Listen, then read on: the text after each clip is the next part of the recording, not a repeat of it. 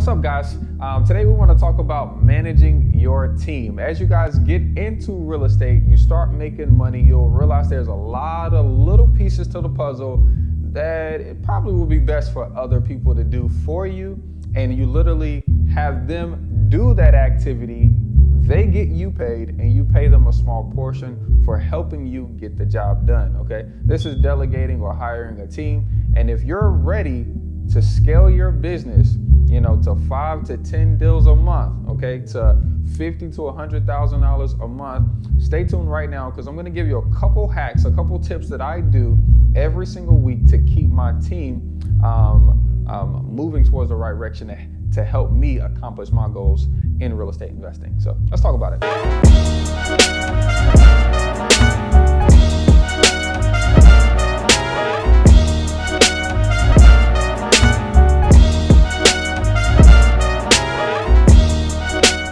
What's up, guys? It's your boy, Sawan Lamar Belcher. This is me taking action right here on YouTube. Go ahead and subscribe and like the video.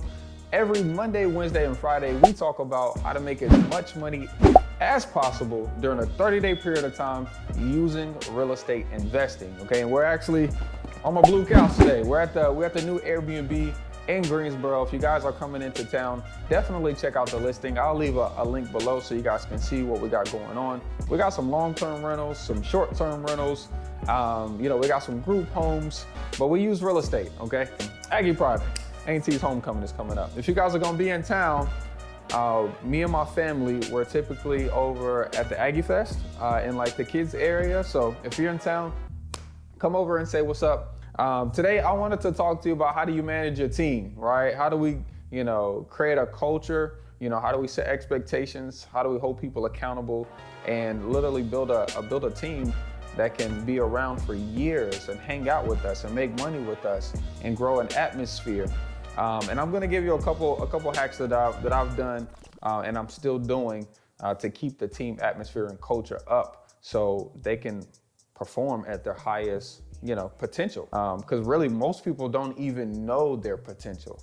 Most of the time, I'm looking for people who I see potential in, but they don't see the potential in themselves. So I'm spending my time educating them, motivating them, inspiring them, pulling out their goals and helping them realize, that they can accomplish their goals with me, okay? And that's really important. So number one is the team meeting. The team meeting.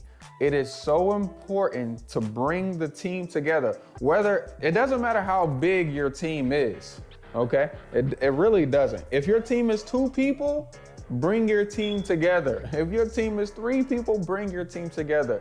The team meeting is so important for the culture. Inside of the meeting, you need to be asking a couple questions. Is there anything right now that's holding you back from doing your job better? That's gonna bring up system flaws. That's gonna bring up communication flaws. That's gonna bring up like standard operating procedure flaws.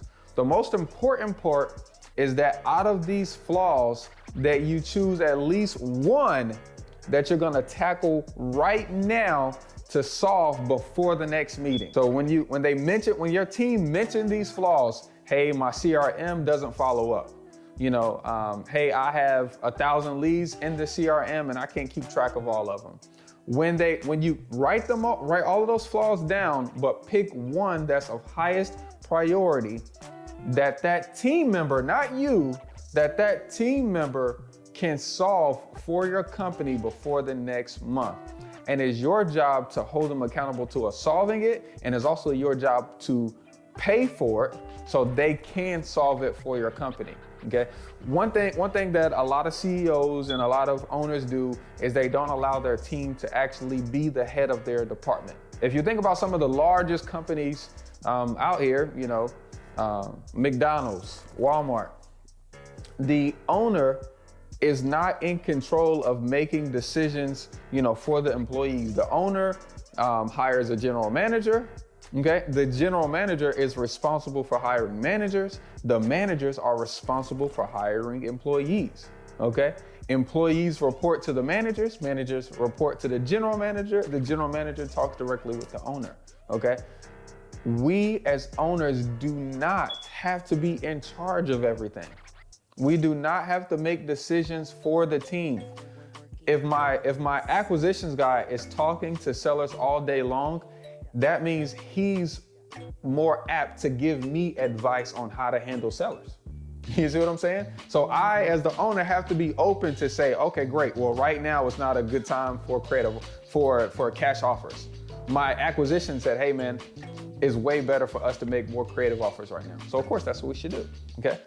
Team meetings, find out things that are that your team is having problems with. Make it your priority and their priority to get that one thing out of whatever that list is done before the next meeting. Number 2 is to actually create some kind of culture. You know, me and Isaiah, my camera guy, we're sitting here talking about, you know, what makes creatives think, like what gives creatives life. And so when we had our office, one thing that was big, it was actually 2 things that was really big in my office. Number 1, we had a bell. Anytime you get a deal, you ring the bell. And I would get it on camera, post it on Instagram, I shout them out, okay? Anytime you get a contract, we ring that bell, okay? And Elijah, Elijah that worked for me at the time, you know, I remember this one video, it went crazy. He was like, yo, it's Contract Tuesday. And he was ringing the bell and the whole office felt it. Matter of fact, the people that were beside us could hear us ringing the bell and they felt it. So, you know, so they said that they had a good day because we were having a good day.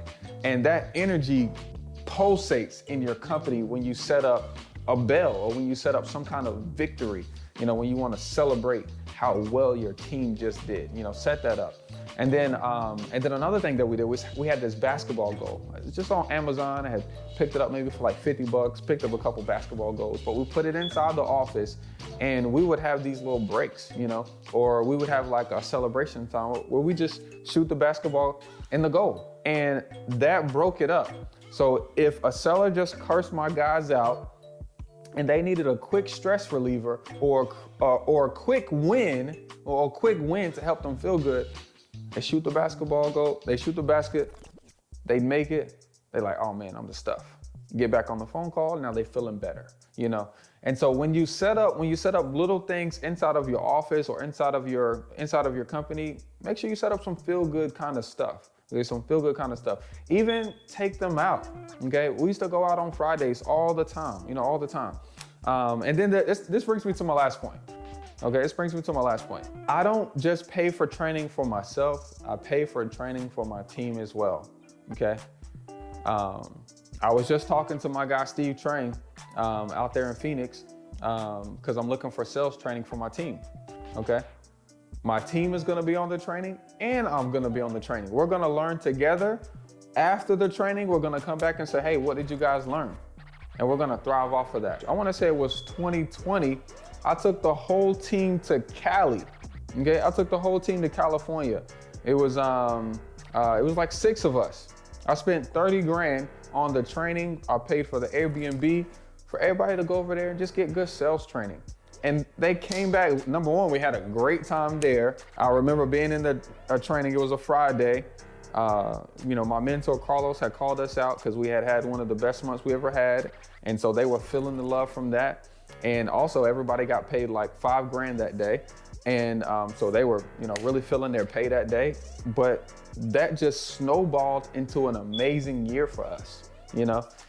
So really get into your team. Now, the concept of wholesaling, the concept of buying a house, getting it at a good deal, and of course the deal is so good, somebody's gonna give us money, that's easy. One thing that's really tough in this business is cultivating a team that wants to work for you, okay?